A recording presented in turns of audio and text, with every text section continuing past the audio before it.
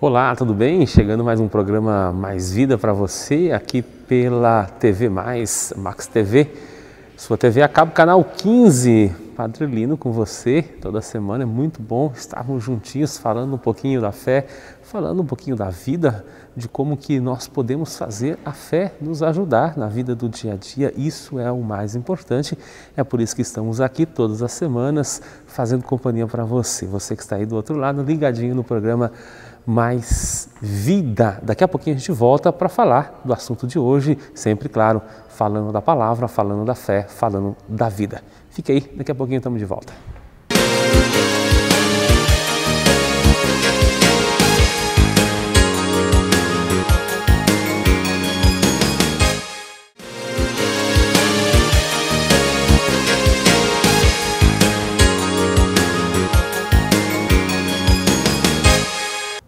Isso, estamos de volta, programa Mais Vida para você, e o assunto dessa semana, desse dia, desse programa, é sempre ligado à palavra, sempre um momento bonito, um momento de espiritualização da palavra, para que a palavra se torne vida, para que a palavra nos ajude no nosso dia a dia, porque isso talvez seja o mais importante.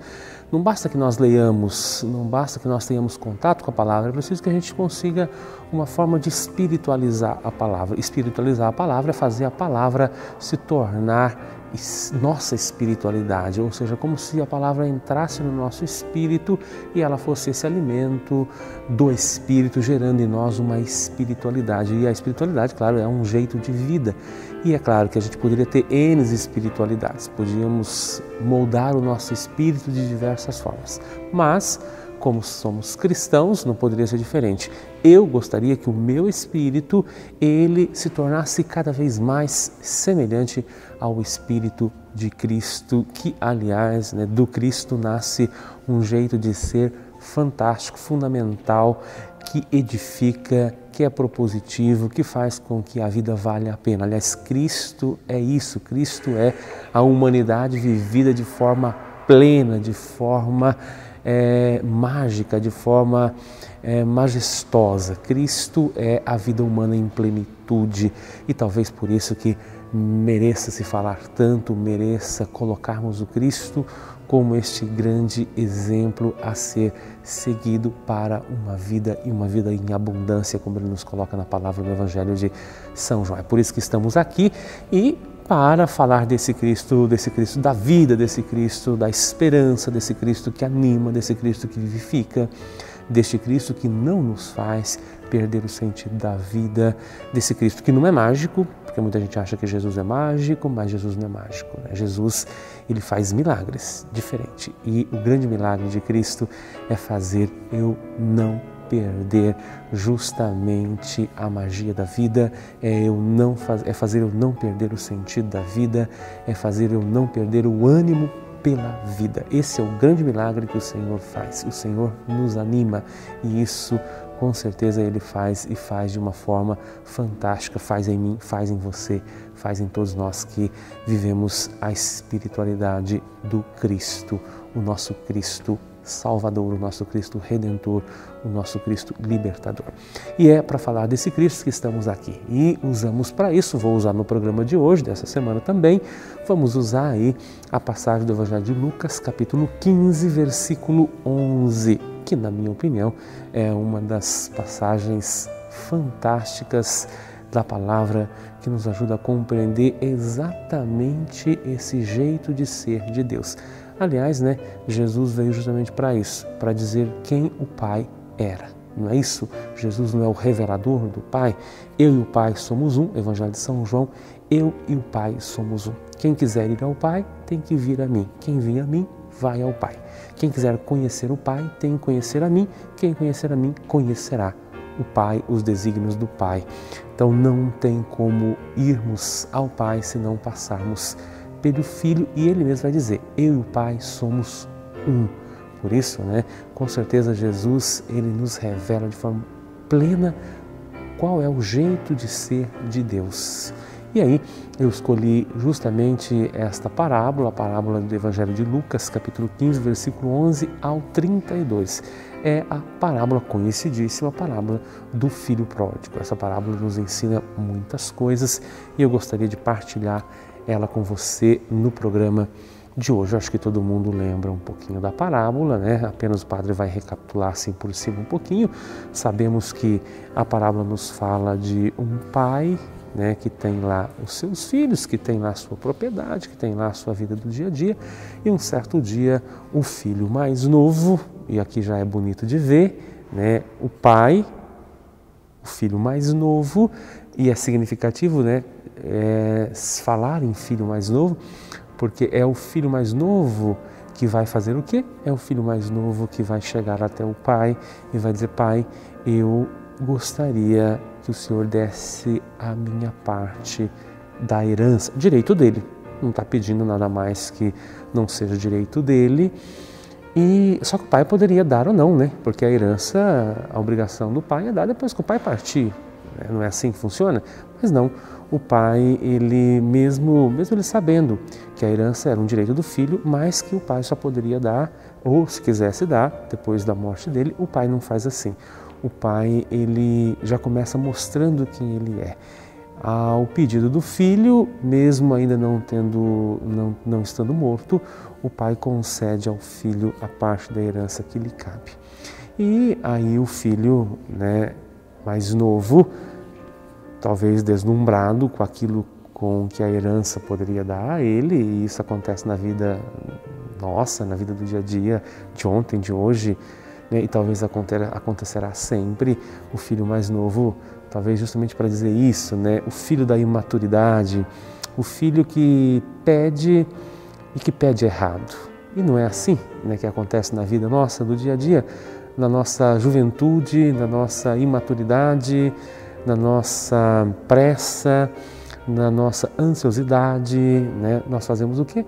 Nós acabamos, às vezes, fazendo como este filho mais novo, acabamos pedindo, e os nossos pedidos são pedidos que talvez acabem não sendo os pedidos mais felizes. As nossas vontades não são as vontades mais felizes. Por quê? Porque talvez sejam vontades fruto da nossa imaturidade, da nossa juventude ainda. E os riscos da própria juventude. E esse filho, o mais novo, diz a palavra, ele faz isso, ele faz um pedido, e um pedido que vai custar muito caro para ele. Ele vai pedir ao pai que a sua vontade seja realizada, que a sua vontade seja satisfeita. E a vontade dele, talvez deslumbrado com aquilo com que o dinheiro poderia trazer para ele, talvez não, com certeza, ele faz o quê? Ele faz o pedido da sua parte, né, da sua herança, do seu dinheiro, e diz a palavra que parte fora da casa do pai, deixa a casa do pai. Veja a situação, né? O jovem, a imaturidade, o mais novo, o dinheiro, a casa do pai, a tranquilidade, que significaria a casa do pai. Estar na casa do pai era estar na tranquilidade, era estar protegido, era estar cuidado, era estar amado. Mas nada disso serviu, nada disso ainda estava bom, nada disso ainda o estava satisfazendo. Ele queria mais, ele queria algo a mais, e isso faz com que ele vá e peça ao pai aquilo que ele pediu. Não tem nada de estranho nisso, porque, na verdade, todo filho mais novo, eu já fui, você talvez você também já foi, todos nós cometemos justamente essas loucuras da juventude. E isso, claro, custa e custou aquele filho. Ele, não contente com a casa e com tudo aquilo que tinha na casa, imaginemos então o pai na casa dando a ele, né, aquilo que talvez teria de bom e de melhor para oferecer a ele. Era amado, era cuidado, mas nada disso bastou, né? E às vezes a gente atende as pessoas. Esses dias mesmo o padre atendeu uma mãe, e é uma mãe dizendo justamente disso, né? Dou tudo, nunca está contente, nunca está satisfeito, e vai buscar fora, enfim, né? Reclamações de ontem, de hoje, talvez de sempre, na convivência com as gerações, e de maneira especial com as gerações que ainda não atingiram a sua maturidade. Enfim, né? O filho pede a sua parte e vai embora. Vai embora de casa, e aí a palavra vai nos confirmar a loucura desse pedido, a insanidade do pedido, as consequências desse pedido. E as consequências, elas vão aparecer rapidamente. Talvez não tão rápido, porque enquanto se tem dinheiro, se tem amigos, né? Essa parece ser uma verdade de ontem, de hoje, de sempre. Esses dias mesmos, atendendo uma pessoa no caminho das drogas, ela dizendo, né, que enquanto ela tinha dinheiro para oferecer aquilo que podia oferecer, no caso aqui as drogas, ela cercada de amigos, tinha muita gente do lado, muitas festas. O dia que o dinheiro acabou, que não dava mais para oferecer, também acabaram-se os amigos, acabaram-se aqueles que estavam ali vizinho. Enfim, né, parece que o mesmo acontece na vida desse jovem da palavra. Ele, enquanto tinha dinheiro, a coisa andava bem, fez o que poderia fazer e o que não poderia, mas chegou um momento, né, que se sente a irresponsabilidade, e isso traz consequências, não tem como não trazer. Acabando o dinheiro e vindo a falta de amigos, vindo a fome, as necessidades, esse filho mais novo não teve outro jeito do que se render àquilo que começa a ser as consequências de uma escolha errada. Diz a palavra que não sobrou a ele outra coisa senão o fundo do poço. E o fundo do poço foi de patrão se tornar empregado. Pior que empregado, se tornar um servo inútil, se tornar um escravo. Pior do que isso, não ser digno de comer sequer com os outros, mas nos ensina a palavra que esse filho mais novo pagou um preço tão alto por uma escolha errada, que acabou comendo com os porcos. Talvez a expressão profunda, a expressão que nos ajuda a entender bem aonde a nossa irresponsabilidade ela pode fazer com que nós cheguemos, né? E ele chegou ao fundo do poço, e o fundo do poço aqui ele é traduzido nesta expressão: e ele foi comer com os porcos. Ou seja, é justamente a sujeira, é o ápice do não valer nada, o ápice do estar sujo. Se sujou a tal ponto que se misturou a essa sujeira, caiu na indignidade, perdeu tudo o que tinha, perdeu tudo aquilo que poderia ter tido. E isso é uma coisa que acontece na vida de tantas pessoas, de tantos jovens que poderiam não ter passado por isso, poderia ter aproveitado a vida de uma forma diferente, poderia ter feito uma passagem da juventude para a vida adulta de maneira tão menos dolorida, porque nós podemos passar pela ponte entre a juventude e a idade adulta de diversas formas. Uns passam por uma ponte mais segura, mais tranquila, mas outros acabam passando por pontes que deixam marcas profundas. E com certeza esse filho mais novo, ao comer com os porcos, estava passando por uma ponte que deixou certamente marcas na vida dele. Legal conversar sobre isso, é conversar sobre a nossa vida, é a palavra com a vida. A gente volta daqui a pouquinho para continuar o segundo momento dessa conversa, nesse momento do programa Mais Vida. Daqui a pouquinho a gente está de volta.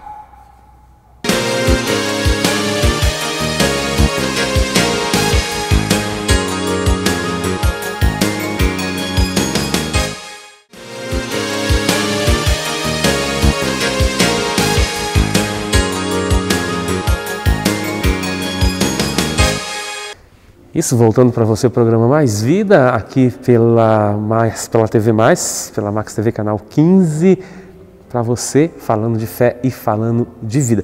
E estamos falando de uma bonita experiência, na minha opinião, uma das mais bonitas experiências da palavra, que é essa experiência que se encontra no Evangelho de Lucas, capítulo 15, versículo 11 ao 32. A famosa parábola do filho pródigo. Aliás, grande lição de vida que todos nós deveríamos ter para nos acompanhar. E estamos falando justamente dessa experiência, da escolha que esse filho mais novo fez na vida dele e levou ele a uma situação de completo abandono, de completo misturar-se à sujeira, né? E de se encontrar comendo com os porcos, porque é aquilo que lhe sobrou, segundo a palavra, o que retrata bem onde as nossas escolhas podem nos levar. E talvez continuando, falando deste filho mais novo, uma coisa talvez nele mereça ser destacado. E aí nós encontramos a mensagem da esperança, aí nós encontramos de fato um sinal de sabedoria, talvez um minuto de lucidez na vida deste jovem, um momento em que ele se entrega à atitude de humildade diante da situação na qual ele está. E a humildade, claro, ela vem no momento em que ele diz assim: meu Deus, meu pai lá em casa, os empregados do meu pai, eles são tratados muito melhor do que eu neste lugar. Nem os empregados do meu pai comem aquilo que os porcos comem, eles são tratados melhores. E aí esse filho bate no peito, assume para ele o erro e diz assim: vou voltar para casa e vou ter coragem de dizer, pequei, pai, pequei contra ti, pequei contra Deus, pequei contra todos, fiz a pior das piores opções na minha vida e não quero nem ser tratado mais como teu filho, pode me tratar como um de seus empregados, mas eu preciso voltar para casa, eu preciso pedir perdão e dizer que pequei contra o meu pai, que pequei contra a minha família, que pequei contra Deus, e deles posso esperar, ou só posso esperar, claro, aquilo que é o que podemos esperar todos, e aqui com relação a Deus, é que Ele tenha misericórdia. E assim Ele faz nessa atitude, uma atitude que exigiu dele, de fato, passar por cima do orgulho, aceitar. E aceitar é uma coisa que para nós é muito difícil de ser feita, é muito complicado de ser feita. Nós não aceitamos. Quantas pessoas sofrem além do necessário? Porque o interessante é saber que Deus está ali, Deus está pronto. Deus está pronto para me acolher. E aliás, né, tem um livro que tem uma capa do filho pródigo, dessa parábola, muito bonita.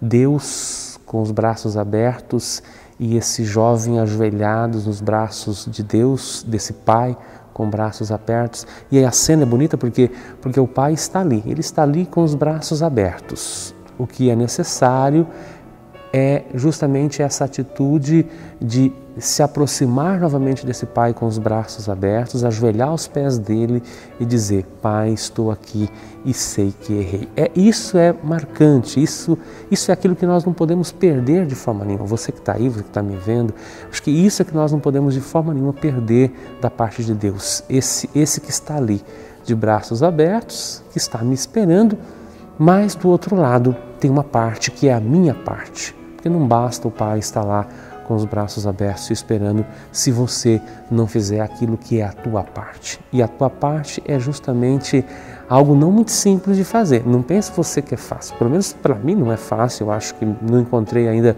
até hoje pessoas que admitissem que isso fosse fácil, né? Que é qual? Aquela parte em você ter que bater no peito, passar por cima do próprio orgulho e dizer assim que você errou e você tem que realmente aceitar que você fez uma escolha errada. E aí é essa história de aceitar. Nós, às vezes, estava dizendo isso para vocês, nós às vezes sofremos além da conta, sofremos além do necessário, por demorarmos muito em aceitar aquilo que está ali, que está evidente, e nós acabamos prolongando o sofrimento, por não aceitar, por insistir no erro, por insistir naquilo que não tá, que já não deu certo, que está claro para nós. Mas o orgulho faz a gente faz prolongar o sofrimento. Então, até nisso, o orgulho acaba sendo um sentimento que não é um sentimento positivo, que não é um sentimento construtivo. Por quê? Porque o orgulho ele prolonga o meu sofrimento. E talvez isso seja bonito destacar nesse filho mais novo. Ele toma consciência, ele se envergonha, ele aceita, ele luta, porque olha, ele teve que comer com os porcos. Ele foi comer com os porcos para que depois ele pudesse superar o orgulho de ter que aceitar o erro que cometeu na vida. Precisou passar por tudo isso para que a fortaleza dessa situação, o convencesse daquilo que ele deveria aceitar. E foi assim que aconteceu. E ele faz isso admitindo, né, que pecou, e a palavra traz isso bem claro numa frase: pequei contra Deus e pequei contra meu Pai e eu preciso voltar. E voltou. E essa coragem é que nós temos que ter. Você tem que ter, eu tenho que ter, nos grandes erros da vida, nos pequenos erros da vida, sejam eles quais forem. Eu acho que aí está a virtude, aí está a sabedoria, aí está, na verdade, numa palavra, eu acredito nisso, numa palavra, aí está a oportunidade. Aí está a oportunidade. A oportunidade te é dada quando você é capaz de, na humildade, reconhecer os teus limites, os teus erros. Nesse momento é te dada a oportunidade. Nesse momento as portas são reabertas. Nesse momento aquilo que está travado parece que é destravado. Parece que você reassume a vida. Parece que a vida recomeça, só vai recomeçar deste momento aí que segue. E por isso que talvez, e aqui o padre aproveita para dizer, talvez por isso que o sacramento do perdão, o sacramento da penitência, ele seja algo bonito de ser vivido, porque ele é essa oportunidade. Ele é Deus, né, de braços abertos, dando a você essa oportunidade, a oportunidade de reconhecer. Porque eu falo, é difícil você confessar, é admitir. E admitir é uma coisa que nem todos nós estamos prontos a fazer. Tá? Então talvez o sacramento da confissão nos ajude nesse sentido. Ele é um exercício de admissão, de aceitação. Então você é convidado talvez a fazer esse exercício. Enfim, parece que esse filho mais novo, imaturo, ele passa pela experiência que passa e resolve voltar para a casa do pai. E faz isso. E ao chegar, e como eu fico imaginando, né, ele voltando para casa, e na cabeça dele, o que deveria se passar? Como que meu pai vai me receber? Vai me receber? Eu acho que a grande pergunta primeiro é nem como meu pai vai me receber. A pergunta é, o meu pai vai me receber? Depois de tudo que eu fiz, né? Porque não esqueçamos que esse cara dilapidou, né? Acabou com a parte da herança, ele ficou sem nada. Tudo que foi dado a ele foi jogado fora. E a pergunta talvez que ele fez certamente ali naquele momento foi: será que o meu pai vai me receber? E depois, se ele me receber, como ele vai me receber? E aí a resposta a essas duas perguntas são respostas assim que nos revela essa forma de Deus ser. Primeiro, a resposta à pergunta primeira: o Pai vai me receber? A palavra nos confirma que o Pai não só recebeu, mas o Pai recebeu ele de braços abertos, né? De braços abertos. E recebeu de braços abertos, ou seja, com carinho, com amor. O Pai não perguntou para ele: cadê os meus bens? Onde você estava? Né? Para o pai, naquele momento, acima de tudo, o filho. Claro que talvez os bens materiais fossem importantes, claro, não é que não seriam importantes, mas acima de tudo. Veja a noção do pai, a importância do pai. O que é mais importante para o pai? Claro que os bens materiais são importantes, mas o que é mais importante para o pai? Mais importante para o pai era o quê? Era ter o filho de volta ou era ter os bens de volta sem o filho ou o filho no caixão? Talvez a pergunta poderia ser essa. O que era mais importante? Ter os bens de volta e o filho não? Ou ter os bens de volta e o filho no caixão? Ou, né, o mais importante era não ter os bens de volta, mas ter o filho são e salvo voltando para casa. O que é mais importante? O que vale mais a pena?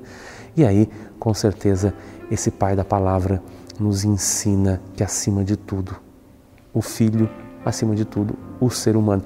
E, aliás, você fala assim, mas o senhor está falando de uma história, de uma parábola da Bíblia. Não, falando de coisas que aconteceram ontem e acontecem hoje.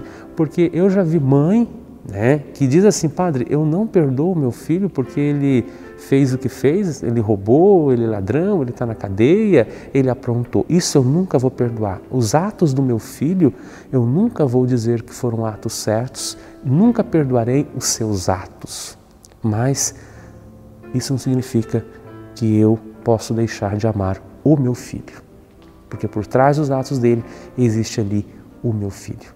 E ele, o meu filho, é aquele que eu não vou esquecer. E aí eu já vi mãe, sabe, quando vai na cadeia, por um tempo o padre acompanhou a pastoral carcerária e nas revistas, um negócio humilhante, né, você ir para um presídio e lá você submeter tudo que ele tem que submeter e se submete, primeiro enfrentando filas, ficando horas numa fila com uma comida, com algo, com um doce, com um bolo, com alguma coisa, para ver o filho, né, naquela situação. E faz isso, né? Não faz isso pelos atos do filho, mas faz isso pelo filho.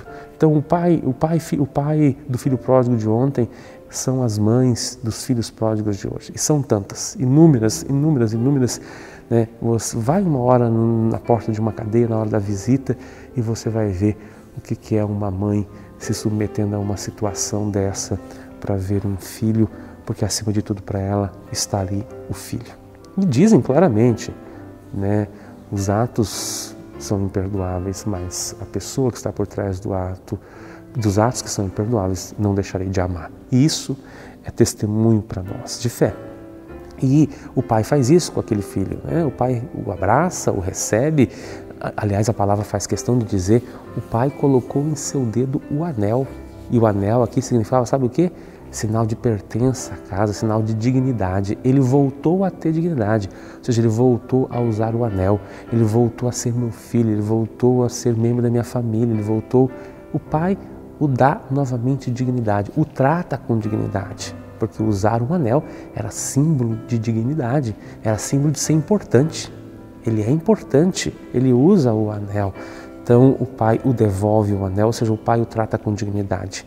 Certamente já o trata melhor do que ele estava sendo tratado lá comendo com os porcos. Talvez por isso que a gente, quando falar de Deus, né, realmente a gente tem que falar de Deus em adoração, em joelho, em oração, porque de fato nós falamos de um ser que, acima de tudo, segundo a palavra nos revela, nós falamos de um ser com um coração sem tamanho, né, com um coração puramente misericordioso. É desse ser e é nesse ser que nós temos que mergulhar a nossa vida para que, quem sabe, mergulhando a nossa cabeça, as nossas mãos, o nosso corpo, os nossos olhos, o nosso ser, quem sabe, mergulhando toda a nossa vida nesse Deus, a gente consiga ser diferente.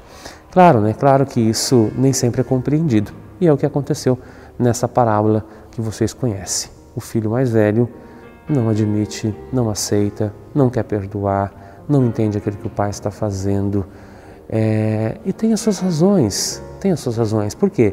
Porque ele agia segundo a lei, segundo a justiça dos homens, porque ele agia com um coração não misericordioso, porque na verdade ele era só irmão, ele não era pai.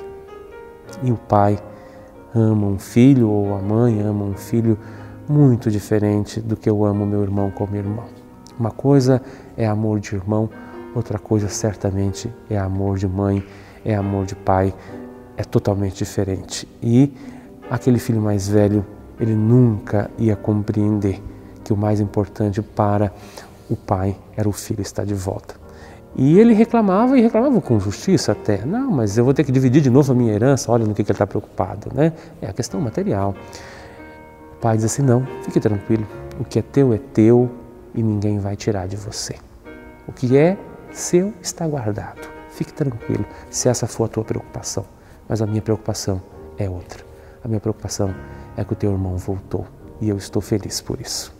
Legal a mensagem do Pai, né? Desse Pai que nos inspira o amor. Por isso, né, que nós devemos ter um espírito segundo esse espírito de ser do Cristo, porque essa parábola vem da boca de Cristo, vem do Cristo que nos fala o que significa Deus ser chamado Deus de amor, Deus de bondade, Deus de misericórdia. Muito bem, o programa Mais Vida vai ficando por aqui. Daqui a pouquinho a gente volta, vamos para o intervalinho e voltamos para fazer a bênção final para você. Aguenta aí.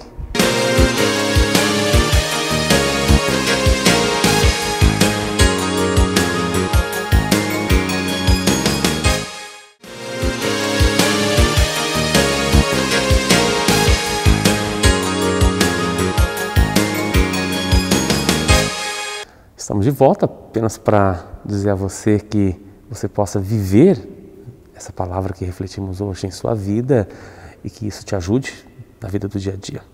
Obrigado, Deus abençoe a todos, fiquem com Deus, até a próxima e que o Senhor seja sempre a sua força. E lembre-se, não é você que vive, é Deus que vive em você, por isso você tem a obrigação não só de viver, mas de viver bem. Fiquem com Deus.